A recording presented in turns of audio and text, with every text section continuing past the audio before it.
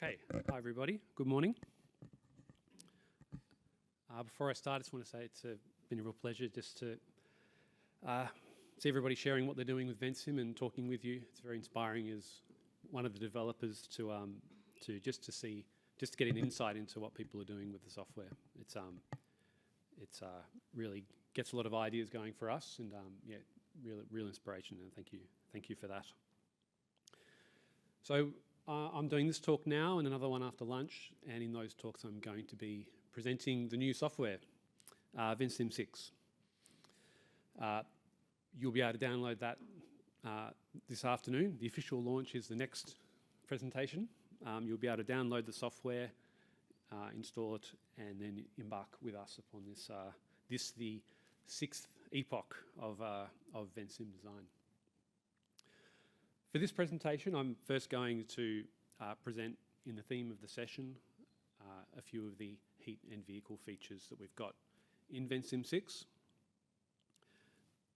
And then I'm also going to talk a little bit about something that's coming, that's on the way. So I'll be talking first about electric vehicles and heaters and coolers. As we've seen, this is an industry that's always changing, and the challenge for us in Ventsim is really to keep up. And so we've been working on a few features for electric vehicles and heaters and coolers.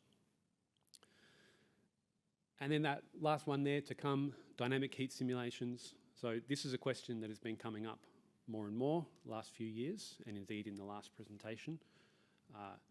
Dynamic heat simulation, are there ways that we can improve that? So I'll close out the talk with that. So firstly, electric vehicles. We've added some features to the new version. Basically, we've created a new category of vehicles. So we've had diesel vehicles for a long time. Now we've got electric vehicles, and it's really treated in much the same way. So if you're used to setting up diesel vehicles in Ventsim, you should be fine setting up electric vehicles too. So basically in the summary there at the top right, you see we have electric vehicles as another category that turns up as a property, but also in your summary of your heat simulation. And in the presets, we've got that new column there, electric vehicle power. And similar to the diesel power specification, when you're configuring your electric vehicle, you put in here the rated power output, the work of the vehicle in that column. And in this case, we've got 350 kilowatts. And then if you go over to the left, you've got the utilization factor. So you have 0.3. So this means that on average your vehicle is working at 30% of its maximum power. Behind that, there are a few new settings. So this is really still a developing field. So this isn't really set in stone, but it's something that we're going to keep an eye on to see the way this goes. And what I'm talking about here really is the sort of heat that the electric vehicle produces. So the first setting is the vehicle efficiency. So in contrast to the diesel efficiency of around 35%, we've got a higher electric vehicle efficiency. This means your electric vehicle will produce heat in your model at a much lower rate than an equivalent diesel engine. And so that setting there takes account of that. And the next one is the electric vehicle latent heat factor, which we've got a default value of 50%. So when you burn diesel, one of the products of that combustion is water, and basically the water that comes from burning that diesel we put into the air of the heat simulation. There's another component to that, which is that from observation, it's been observed that we actually get a lot more water going into the air from a diesel vehicle than the chemical equation for burning diesel suggests, and we think the thinking is that that's due to the wet environment that the vehicle is often operating in. churning up the road, that sort of thing. So a lot of water gets involved in that heat transfer process. And so something similar is going to happen for electric vehicles. Even though they give off sensible heat, there'll still be a lot of water involved. So we started off with a value of 50% for this. So what that's meaning is that half of the heat coming off your electric vehicle is going to come out as latent heat. And you might adjust that setting depending on the type of mine you're in, how wet it is. But as I said, nothing's set in stone there, and that's something that we're keeping an eye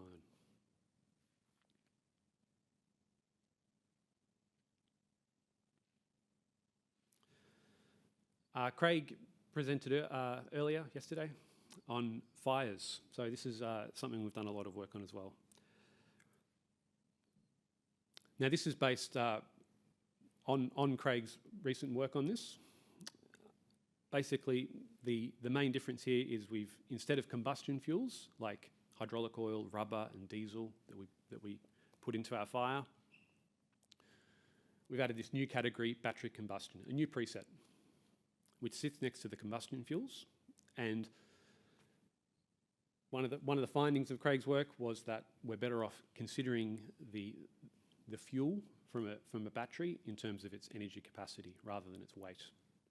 So the big difference there with the combustion fuels is that you can see there in the column titles, everything is per kilowatt hour of energy rather than per weight. So what that means when you're setting up your fire is that you can go to your fire wizard here, and you can see on the top right,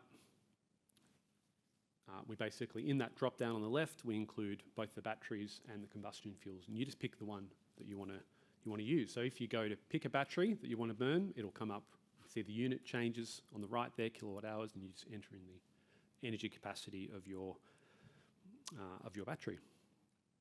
And then, of course, in the graph there, we've got another axis now. So you've got the burn rate of fuel weight and a burn rate of energy capacity per hour. And the other new feature there is we've added hydrogen fluoride. So this is potentially a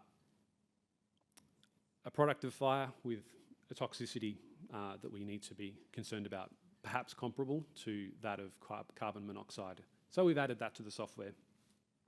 So your battery can have a yield of hydrogen fluoride per unit of energy capacity. That means that when you run if you set up such a fire here for a battery vehicle and you run your fire simulation, you'll get hydrogen fluoride as one of the gases that you can inspect during your fire simulation.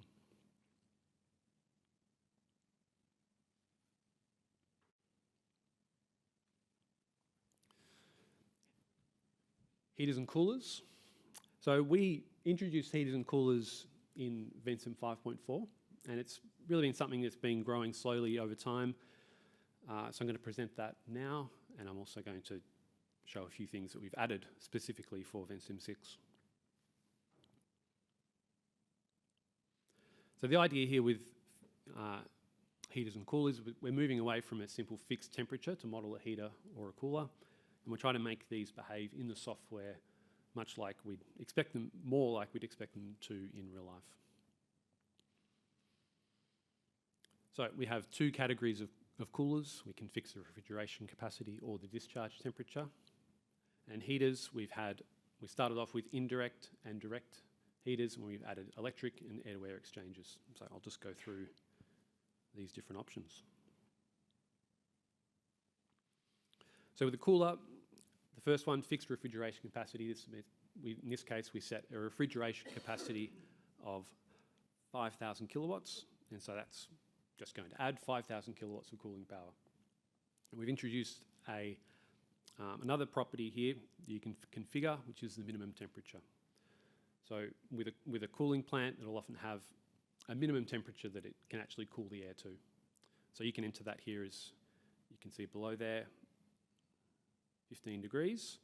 So that means that this cooler is going to try adding 5,000 kilowatts, but if the temperature goes below 15 degrees, it's going to stop there. So you can see it's got an output refrigeration of 2,500 kilowatts.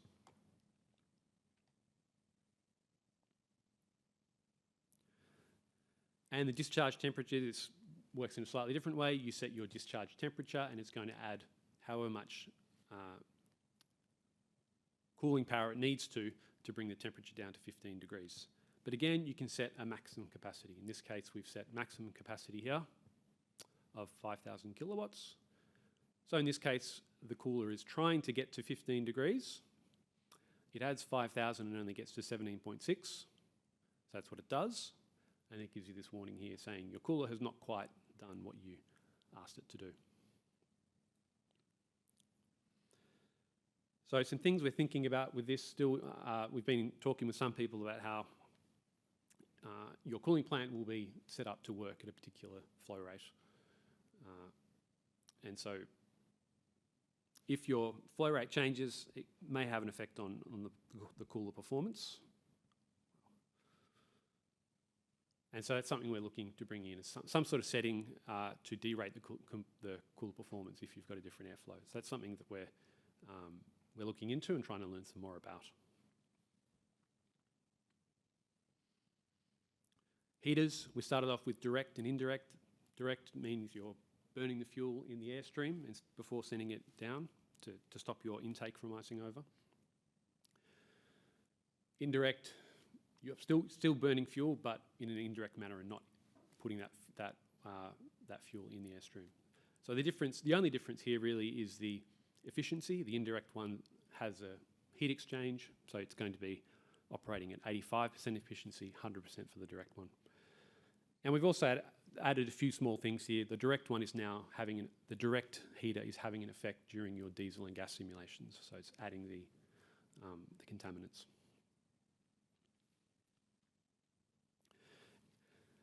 Electric heaters. So really this is, again, 100% efficiency and really doing exactly the same thing, bringing the temperature down up to 5 degrees in this case, but reporting to you, rather than the fuel use, the electricity usage. And also new in Ventsim 6 is we're having a go at modelling air-to-air heat exchangers. So this is really a very recent feature. It probably hasn't been tested that much, and we kind of want to get a bit more real-world experience with this one. So if you do have an air-to-air heat exchanger, we'd be keen to get your thoughts on how this one performs. So this heater is really in a different category to the other ones in that we're not setting a temperature that we're going to heat to, but rather we're pairing two different airways, an intake and an exhaust, and setting up a heat exchange between them. So if you think of these heat exchangers, there's a lot going on. There's a lot of heat transfer coefficients to consider. This is kind of a bit more of a brute tool in that basically we have this one parameter which we call the air-to-air heat exchange effectiveness. So it's going to produce a kilowattage of heat transfer per degree of difference in the airstreams.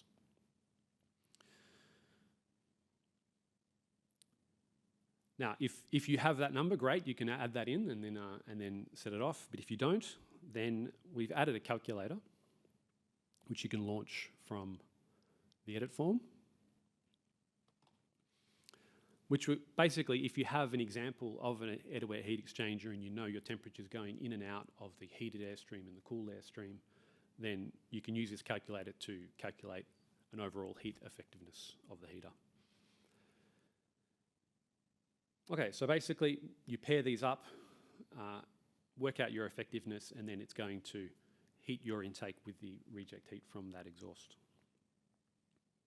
So should be able to set up situations like this. So we've got in red there an exhaust. Yeah. And I've got data boxes here showing the temperatures and also the energy content of the air. So you can see this one is cooling from 68.2 kilojoules per kilogram to 58.6. And I've paired this heater with this one over here. And that is the heat from this exhaust shaft is now hitting the air coming in here from 2.3 kilojoules per kilogram up to 8.8 kilojoules per kilogram. Okay, so that's heat from this shaft, from this exhaust, exchanging with the air coming in to this intake. It gets it up to 2 degrees, and then I've basically set up another burner. This is like a propane backup, which is then bringing it up to 5 degrees. So you'll be able to model this in your model and then also get an idea using something like the annual thermal flywheel, how this performs at different times of the year.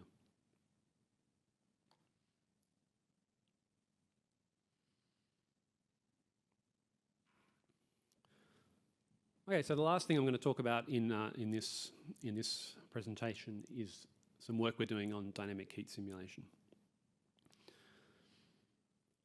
So I think we had a really good example of that just in the last talk, where the question was, we've installed a new cooling plant. What's the effect?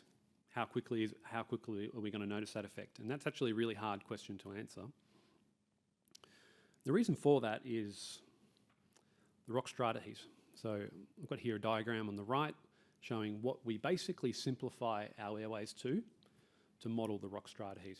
So we model it as a cylinder and then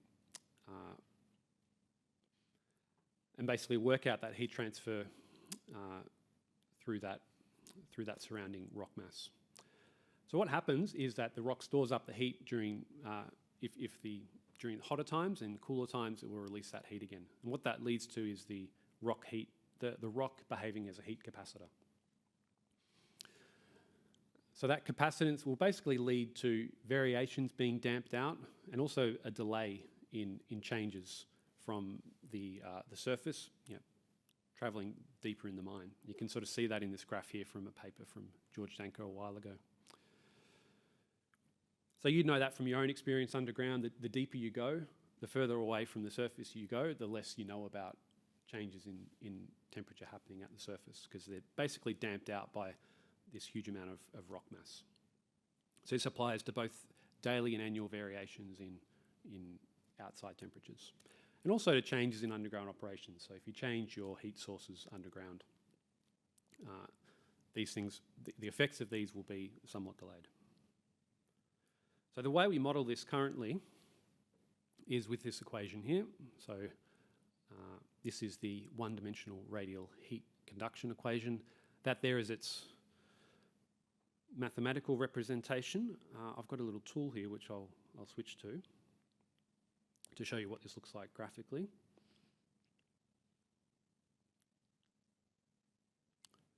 that going to work? Do I need to quit out of this? Yeah. Okay. So basically what I've set up here, you can see this graph at the top. I've got a graph of temperature on the y-axis, and the red line is showing the temperature into the wall. So at the very left-hand side of that graph, I'm at the interface of the air with the rock. This is a freshly dug tunnel, so everything is at the VRT, which is currently 41.6 degrees. And I've got a blue dot here, which is giving me the temperature of the air. So let's say that this is some cool air. Say it's 15 degrees. And I'll just set this off. So that's basically what happens over time. You got the rock very close to the air, cools very quickly, but then as you go across from the graph, just remember this is expanding radially, so there's an increasing amount of rock mass as you go out, so it cools more slowly. And then you can see on the bottom graph, that's showing the amount of heat coming off the rock. So very early when it's dug, there's lots of heat, and then it falls away very quickly, and then more slowly cools and keeps cooling.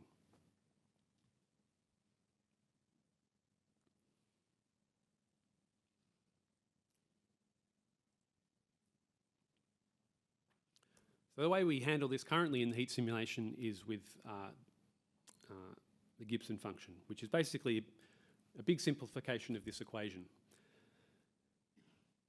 So if you've got a situation in this graph here, you can see there's a line there for 10 years, the bottom one. That's giving you the heat in the wall after 10 years.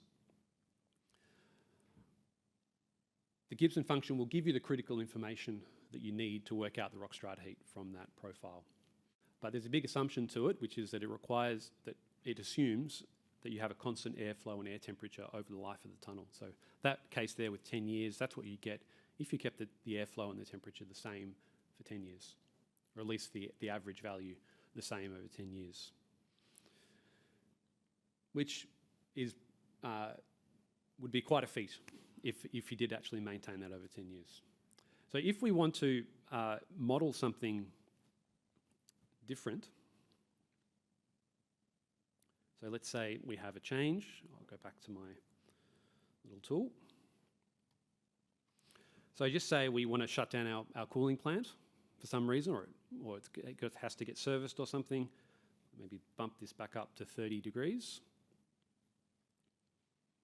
You can see that there's a dynamic response, okay? And a time to which this adjusts. So that's something that's really hard to model currently with the Gibson function. So with the heat simulation, it's very hard to do that. Similarly, if you're interested in, say, the annual and the changes during the year. So if you actually are interested in how the different seasons affect the temperature. Oh, I'll run that a bit longer.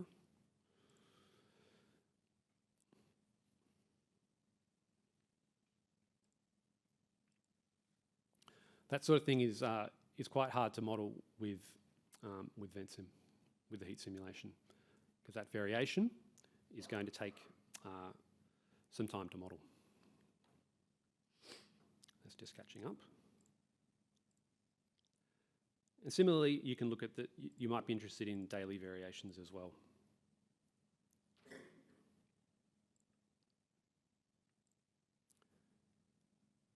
So this is still in development, and I'm just careful because I haven't got a cancel button on this. So I don't want to run it too long. Okay, so if we're interested in those things, then we're really, it's quite hard to model. So you're probably thinking, but well, hang on, we've got the annual thermal flywheel tool, and also Ventfire, which is also modelling heat dynamically. So what we're doing for these is we're basically trying to shoehorn the Gibson function into these dynamic heat simulations. So this works well for some cases and not so well for others. So with Ventfire is basically calibrated for use over several hours, and it uses some, basically an assumption about the thickness of rock that the changes in heat will penetrate to. And that's been validated. That works really well. The annual thermal flywheel one, we've got some calibration factors we use for that. So they work for a range of scenarios, but the feedback we've gotten and from a few people is that there are cases where it's probably not accurate enough to be useful. So there's definitely some room for improvement there. So the option with being explored is to basically add a finite difference solver to Ventsim to more directly model this equation. So what is that? Basically, we take the rock heat in we break up the rock into discrete. We discretize that distance into the rock and basically solve this equation on very small cells along that line, on which we can solve these equations, and then we basically get that true behaviour with time. And the stage we're up to on that is basically what I just showed you. So the tool I was showing you there, that's the finite difference solver that we've written to model this. And so as you can see, we can do a lot of stuff with that already. We can do sudden changes to conditions and model them. We can also look at daily and annual variations in temperature.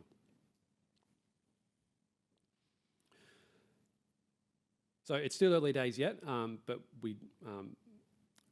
the big challenge now is to basically apply it to a whole model. So what I showed you there is modelling one airway.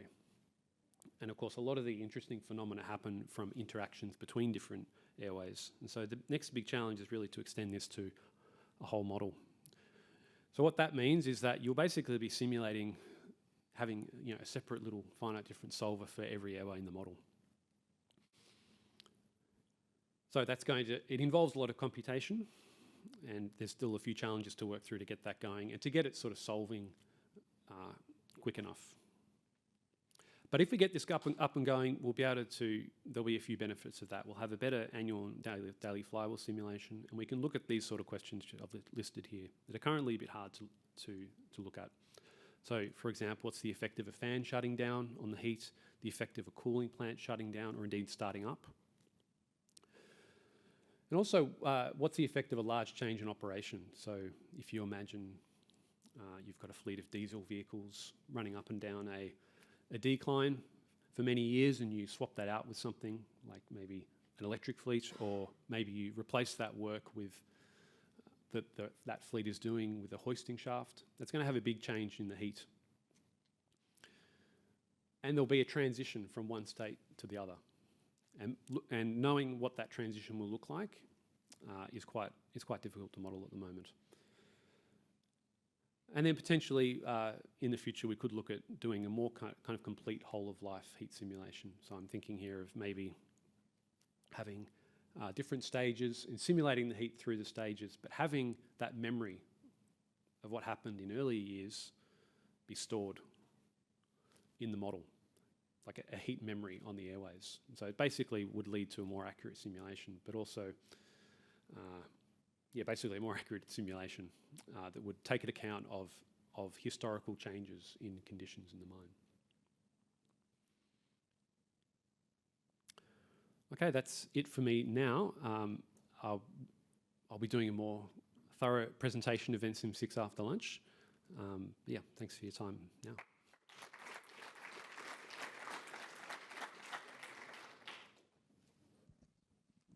Very impressive, Martin. So, any questions? I assume there would be a few today. Thank you, Martin. My question was, if you're opening the model that you've just created now in like a 5.8 version, what is there like a node that comes up that's something, like you might not get the right values, or like, for example, if you're simulating an electric vehicle, is it just excluded? Like, how are we, going back and forth between versions since it opens up in the previous version? That's something we think about during development. So we know that there's going to be a transition from people going to old versions to new versions, and maybe back again as well, because we know that happens as well. So we think about backwards and forwards compatibility. So was that your question? Well, so what happens right now? For example, if I put in an electric vehicle and I open it in a previous version that doesn't support an electric vehicle, is it just excluded when I open it? Yeah, that will. So that's a new property of the heat moisture diesel preset, is the electric vehicle power. And so if you go back to a version before that was there, then it won't be accounted for. Okay. Yeah, but that's been there a while now. Like we added that in. Yeah, like. And that's how I know about it, right? Like that if you don't know that it's in the version and you open it, it's just excluded. Yeah. Thanks. If I may, just on this, unfortunately, when we release a new version, you want to make sure that the old files can still be run on the new one. But making it backward compatible is very much impossible. Otherwise, we wouldn't be able to add anything else. So yeah, it's just one of those things that if you're using a new feature and try to load it in old version, all that things are gone. But it's the case currently with anything really, like the activity tracks, for example, in Ventsim.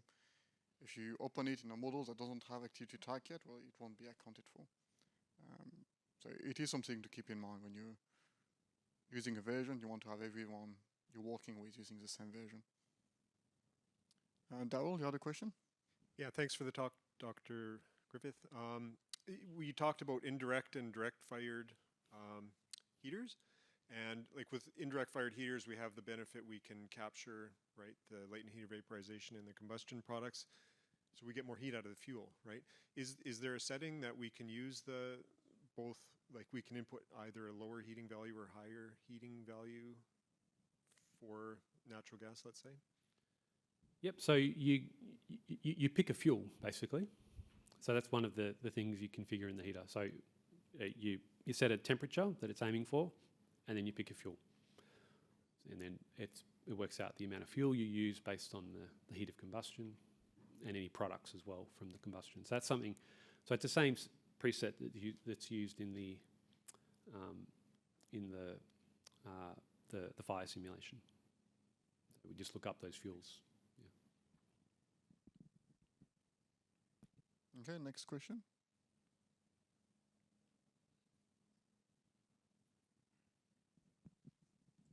Right, on the heat load from the diesel equipment that you have there, and putting it in and using a utilization factor Yep. on the engine relative to the nameplate power, is there an option in there to use the fuel burn rate? Not directly. Okay. So what we recommend, what we teach is that basically you can use a calculator. There's one in Ventsim where you enter in the fuel usage, litres per hour, and that'll give you what your actual power output is, and then you can, if you want, you can put that directly in, or you can then back calculate your utilization factor. Okay, so you would have to back calculate that if you knew what the fuel burn rate was Yeah. on your equipment. Okay. Yeah.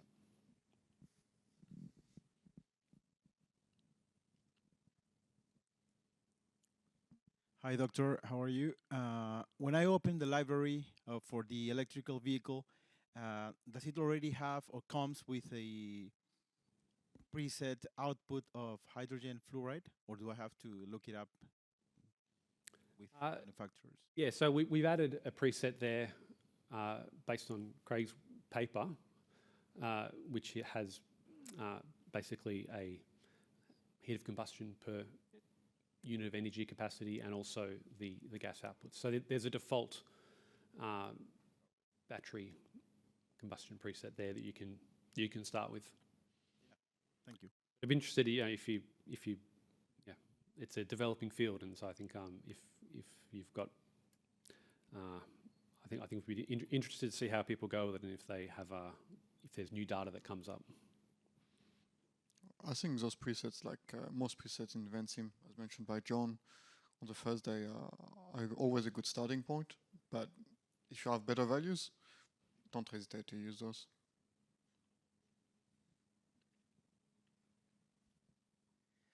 For the heat loads for electric vehicles, I didn't see an option, and was it considered, regenerative braking. So energy stored in the electric vehicle. So doing an energy balance across that electric vehicle, Daryl and his team found that the heat coming off wasn't what you would expect if you did an energy balance. And I think the takeaway was, well, some of that energy is getting stored from regenerative means. Is that considered in the heat load? Well, if you're, the first place I'd look for that is in your utilization factor. I mean, if you're driving around and braking and getting power back and putting that back into your battery, then you're going to use that power again later, and then maybe and it would get converted to heat later on, and so you'd use less power overall. So my feeling is that you would include that in the utilization factor, and I think typically we're seeing the utilization factors are maybe a little bit lower for electric vehicles than diesel vehicles. Yeah. Thanks. A question from me, I guess. Any considerations regarding tracks going up or down, especially on a decline with these two tramming routes? What's the best way to simulate that? Are you talking there about vehicle speeds? More about the heat generation? Yeah, I mean that's a question that's come up. These vehicles behave differently going up and downhill. They'll use more or less energy, go at different speeds. You can sort of average that out somewhat, because if you're doing a steady state simulation, then if you know what the overall work of that vehicle is, then you can just use that. But I think there are features we have now where we start looking at that more dynamically, and it's definitely something on the to-do list where we maybe specify different speeds or different average work depending on if you're going up or down.